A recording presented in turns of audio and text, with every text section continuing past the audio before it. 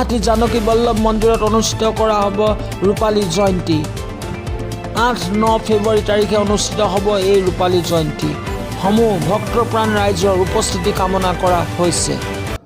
नमस्कार, मैं अभी वर्तमान श्री जानकी वल्लभ मंदिर से आप सभी भक्तों को 8 और 9 फरवरी को होने वाले मंदिर का रजत जयंती समारोह पर आप सभी भक्तों से हमारा विनम्र अनुरोध है कि इस पावन अवसर पर आप सभी भक्त अधिक से अधिक संख्या में उपस्थित होकर रजत जयंती समारोह अखंड रामायण पाठ में भाग लेके इस पुण्य की भागी बन सकते हैं।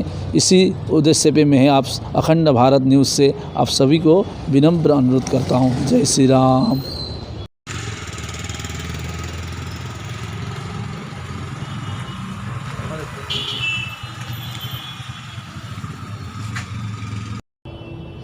ৰূপালী জয়ন্তীৰ কাৰ্যসূচী কেইটামানৰ বাবে মই ইয়াত এবিধ অখণ্ড ভাৰত নিউজক কিছু কাৰ্যসূচী জনাবলৈ পাই অতি আনন্দিত।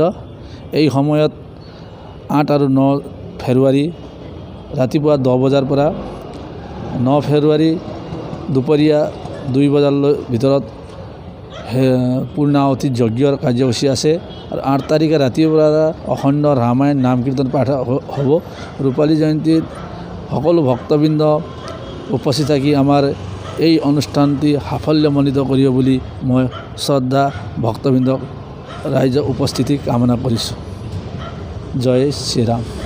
আপোনালোকৰ যিটো কাৰ্যসূচী ৰূপায়ণ কৰা হ'ব এই কাৰ্যসূচীটো কিমান দিনীয়া? এইটো 2 দিনীয়া কাৰ্যসূচী আছে। প্ৰথমতে আমাৰ 8 তাৰিখে ৰাতিপুৱা সোমবাৰে 10 বজাৰ পৰা অখণ্ড ৰামায়ণ পাঠ হ'ব সংগীতময়। তাত জীৱিত ঝাঁকিয়া বুলি ক'লে আপোনালোকে আমাৰ হেৰি ঝাঁকি ওলাব।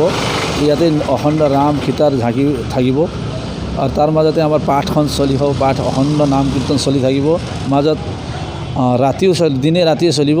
9 তাৰিখে দুপৰীয়া 12টা বজাত পূৰ্ণাহুতি হোম যজ্ঞ 2টা বজাৰ ভিতৰত সম্পন্ন কৰাৰ আমাৰ কাৰ্যসূচীৰ মতে আছে। গুৱাহাটী জানকী বল্লভ মন্দিৰৰ পৰা ষ্টাফ ৰিপৰ্টাৰ সহযোগত news desk report AB news Guwahati.